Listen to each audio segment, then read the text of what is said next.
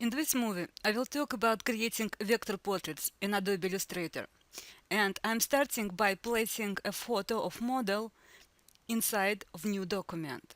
For convenience, I'm going to select the photo and lock it using option Object Lock Selection. For the next step, I will start outlining the silhouette. For that purpose, I'm going to choose Curvature tool. I'm going to select black color for the stroke and I'm going to set stroke to size of 0.5 points and make sure that you have no fill color selected. By default, Curvature tool will always want to create very soft corners. To create a sharp corner, press Alt or Option on your keyboard.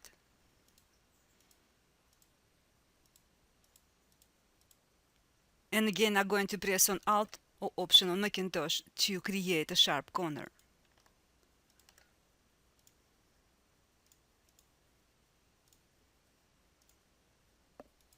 Another Alt or Option click.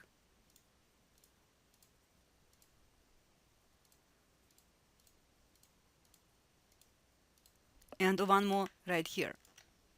Then I'm going to finish the path. If path you created is not very accurate, you always can switch on Direct Selection tool, select individual anchor point, and slightly readjust your path. For the convenience, I'm going to lock the path I created by choosing option Object Lock Selection. For the next step, I'm going to work on nose and eyes.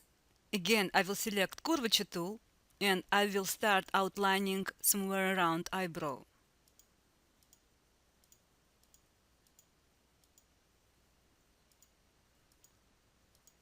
And I will press Escape to stop drawing. Now, in order to continue outlining facial lines, you need to deselect the path you just created. To do that, the easiest way to press V on your keyboard, which will deselect Curvature tool and activate Move tool. After that, you simply can click on any space on your pasteboard. Now again, I'm going to select Curvature tool and continue outlining facial lines. When I'm done, again, I'm going to press Escape and press V on my keyboard. Then click on the screen to deselect.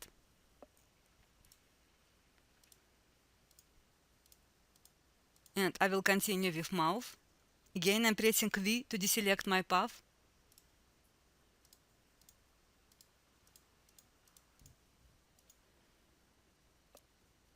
I want to outline eyes with more accuracy, so I'm going to zoom on the eyes and start outlining them.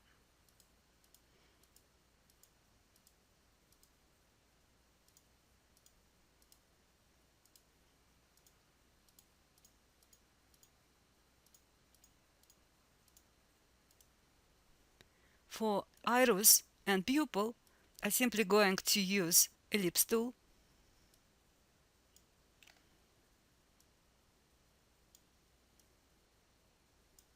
And I'm going to add highlights as well. And I'm going to add an eyebrows, even though I only partially see them.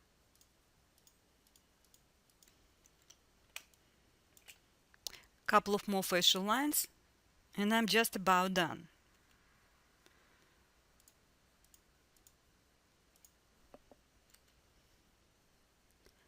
For the hair, I'm going to use pen tool, but first I want to tune it up.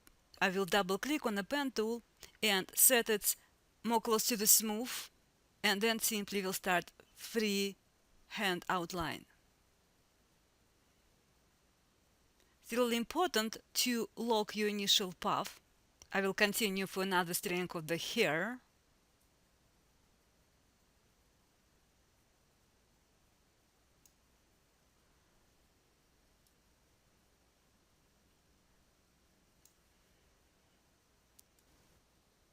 And now it's time to add some colors to my graphics. So first I will unlock the background photograph and move it aside. and I'm going to choose eyedropper to select color for skin, and very briefly I'm going to apply color for the hair.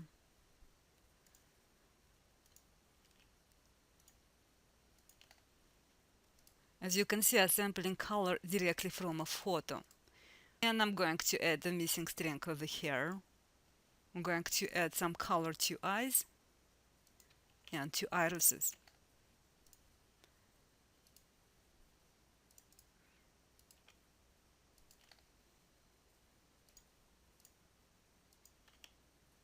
And finally some highlights.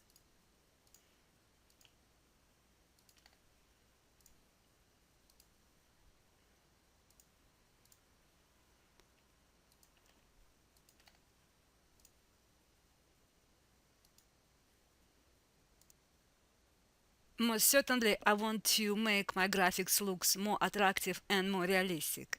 And to do that, I need to add some shading. Again, I will start using curvature tool, and I will create a brief outline repeating the shape under the eye. We'll press escape, and I will cancel fill and instead choose outline color. Then in the toolbar I will find Weave tool. I will select that and I'm going to grab an outline I just created and very gently will pull it down to extending the width of the line. I will press V and deselect the shadow I created, and I'm going to repeat the steps on the top above the eye. Again, I'm going to create a brief outline of the shape, press escape. Then again I will select Weave tool and slightly pull it up. I will slightly lighten the color of the shadows and the eyes. Now I will select the shape of eyeball and use Weave tool again to give it more intricate shape. The same I will do for the nose. I'm going to use Weave tool. And again I will change the color. And I will repeat the same steps for the other facial lines I created.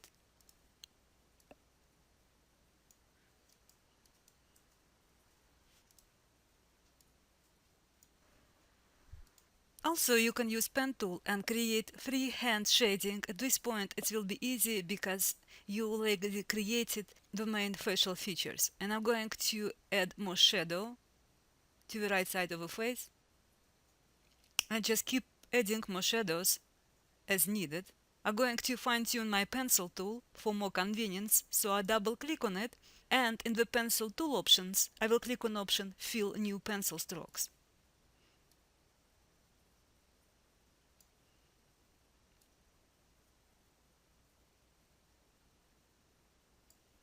I will create more deep shadows around the eyes, and I'm going to add a couple of highlights on the mouth.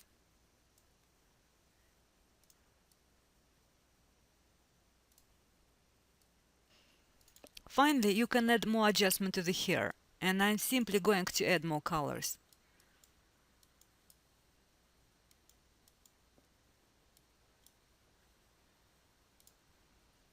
Maybe even draw some more hair.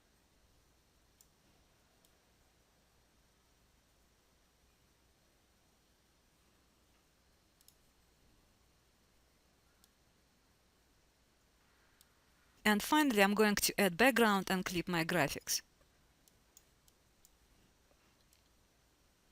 I'm going to create a rectangle, and I will fill it with light green color, like in a photograph. I will send it to back.